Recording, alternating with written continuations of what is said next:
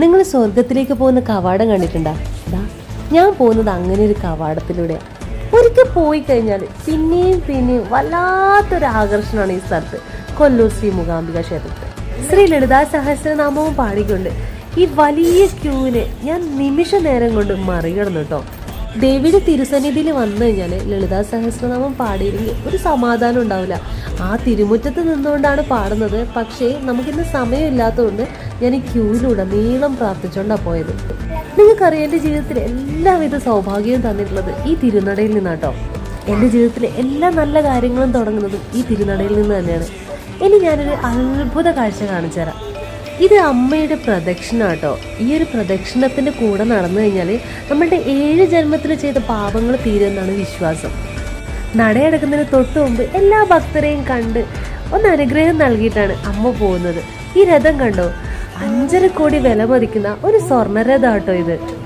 ഈ സ്വർണ്ണരഥം ചില പ്രത്യേക ദിവസങ്ങളിൽ മാത്രമേ മൂകാംബിക അമ്പലത്തിൽ പ്രദക്ഷിണത്തിന് ഉപയോഗിക്കാറുള്ളൂ.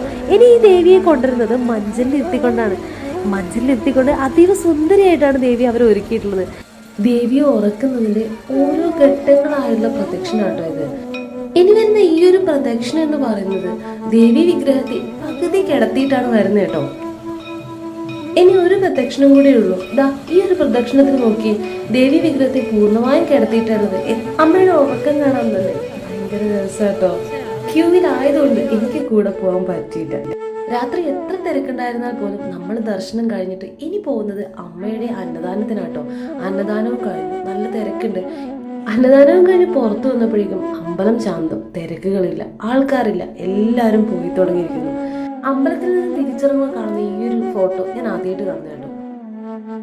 ഇന്നലത്തെ ക്ഷീണം ഒന്നും കൺസിഡർ ചെയ്യാതെ ഇന്ന് മൂകാംബികയിലേക്ക് നമ്മൾ വന്നത് 4:30-ക്കാണ്. എൻ്റെ പീഹുമോളുടെ എഴുത്തിനെത്തുന്ന ദിവസം എന്ന്. മൂകാംബിക ദേവിയുടെ അടുത്ത് എന്നെ ഏറ്റവും ആകർഷിച്ച ഒരു ചിത്രങ്ങളാണോ ഇത്. ഇതിനെന്തൊക്കെയോ പ്രത്യേകതയുണ്ടെന്ന് എനിക്ക് തോന്നിയിട്ടുണ്ട്. ദർശനമൊക്കെ കഴിഞ്ഞു. ഇനി ചെയ്യാൻ പോകുന്ന നെയ്വിളക്ക് കത്തിക്കുന്നതാണ്.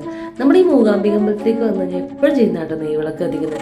എനിക്ക് തോന്നുന്നത് ഈ ഒരു അമ്പലത്തിൽ വന്നു കഴിഞ്ഞാൽ നെയ്വിളക്ക് കത്തിക്കാതെ ഒരാളും പോകില്ല. കാരണം നമ്മുടെ എല്ലാ പ്രശ്നങ്ങളും അമ്മയോട് പറഞ്ഞത് ആ ഒരു വിളക്ക് കത്തിച്ചുകൊണ്ടാണ്. മൂകാംബിക ദേവിയുടെ സരസ്വതി മണ്ഡപത്തിൽ ഇരുന്നുകൊണ്ടാണ് ഇവർ കുറച്ചു കാലം മുമ്പ് ഭക്ഷണം കഴിച്ചത് ആദ്യമായിട്ട്. ഇനിയിപ്പോൾ എഴുത്തിനിരിക്കുന്നതും അമ്മയുടെ തിരുമുമ്പിൽ തന്നെ ആവട്ടെ. ഞാൻ പറഞ്ഞില്ലേ, എൻ്റെ ജീവിതത്തിലെ എല്ലാ നല്ല കാര്യങ്ങളും തുടങ്ങുന്നത് ഈ അമ്മയുടെ തിരുസന്നിധിയിൽ വെച്ചിട്ടാണ്. എൻ്റെ കല്യാണം പോലും അമ്മയോട് പറഞ്ഞുകൊണ്ടാണ് കേട്ടോ ഞാൻ സ്റ്റാർട്ട് ചെയ്തത്. അത്രയ്ക്ക് എനിക്ക് അനുഗ്രഹം ഉണ്ടായിട്ടുണ്ട് ഈ അമ്മയുടെ. അപ്പം മനസ്സറിഞ്ഞ് തൊഴുതു, കണ്ണ് നിറയുന്നുണ്ട് കേട്ടോ ഇത് പറയുമ്പോൾ തന്നെ. മഴ പോലും ശുഭലക്ഷണമല്ലേ. അപ്പം നമുക്കിനി അടുത്ത വീഡിയോ കാണാം. Bye bye.